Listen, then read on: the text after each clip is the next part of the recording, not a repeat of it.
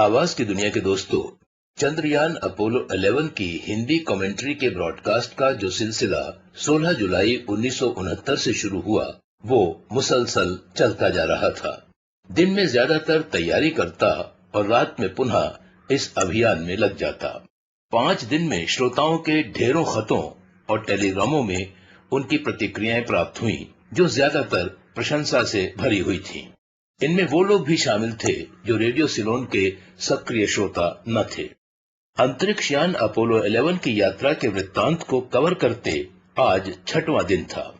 21 जुलाई 1969 का दिन वो दिन था जब अंतरिक्ष यात्रियों को चंद्रमा पर उतरने का प्रयास करना था। सारी दुनिया दम साधे उस लम्हे के साकार होने का इंतजार कर रही थी। मैं भी अपने साथियों समेत बड़े जोशो खरोश के साथ अंग्रेजी में सुनी कमेंट्री का हिंदी अनुवाद सारे एशिया को सुना रहा था और बेसब्री से उस पल को जोह रहा था। यहाँ एक बात का जिक्र करना शायद अतिशयोक्ति लगे, पर करना जरूरी है। वो ये कि इस महान ऐतिहासिक घटना का आंखों देखा हाल रेडियो सिलोन के अलावा विश्व के किसी भी रेडियो स्टेशन ने प्रसारित नहीं किया था। यहाँ तक कि ऑल इंडिया रेडियो ने भी इसे तवज्जो नहीं दी। आखिरकार वो क्षण भी आ पहुंचा जब अपोलो 11 के मेन मॉड्यूल से लूनार मॉड्यूल अलग हुआ। इसी लूनार मॉड्यूल को चंद्रमा पर उतरना था, जिसमें अंतरिक्ष यात्री नील आर्मस्ट्रांग और एल्ड्रिन उपस्थित थे। तीसरे और अंतिम अंतरिक्ष यात्री कॉलिंस को मुख्य यान यानी मेन मॉड्यूल में ही रहना था। मुख्य यान से लूनार मॉड्यूल को अलग होने में काफी ज्यादा समय लग गया। इसलिए ग्राउंड कंट्रोल से अंतरिक्ष यात्रियों को आदेश दिया गया कि वे 8 घंटे का विश्राम कर लें। विश्राम के बाद ही चांद पर उतरने की प्रक्रिया को अंजाम दिया जाए।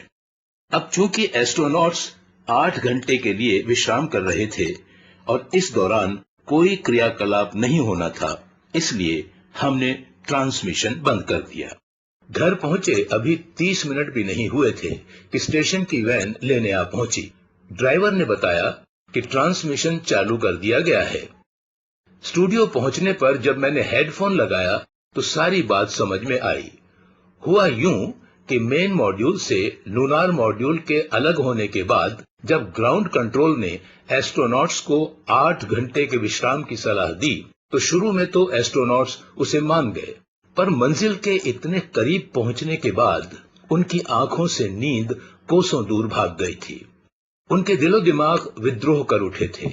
उन्होंने ग्राउंड कंट्रोल को दरख्वास्त की कि वे समय से पहले चंद्रमा पर उतरना चाहते हैं। काफी ना नुक्कर और गणना के बाद उन्हें परमिशन दे दी गई और अब वे कुछ मिनटों में लूनार मॉड्यूल को चंद्रमा के धरातल पर लैंड करने वाले थे।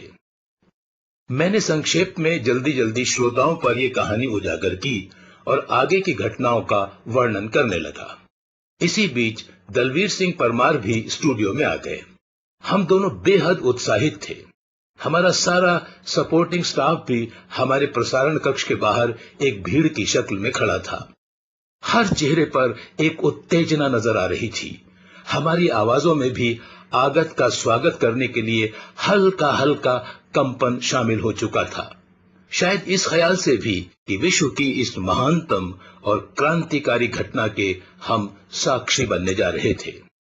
और अंततः वो क्षण भी आ पहुंचा जब पृथ्वी से चले अपोलो 11 के प्रथम अंतरिक्ष यात्री नील आर्मस्ट्रांग ने 109 घंटे 24 मिनट और 20 सेकंड के बाद चंद्रमा पर पहला कदम रखा। इसके ठीक 18 मिनट बाद अंतरिक्ष यात्री एल्ड्रिन के कदमों ने भी चंद्रमा के धरातल को छुआ। आर्मस्ट्रांग के कहे गए शुरुआती शब्द आज भी मुझे ही नहीं दुनिया भर को रोमांचित कर जाते हैं। मेरा छोटा सा ये कदम संपूर्ण मानव जाति के लिए प्रगति की एक छलांग है।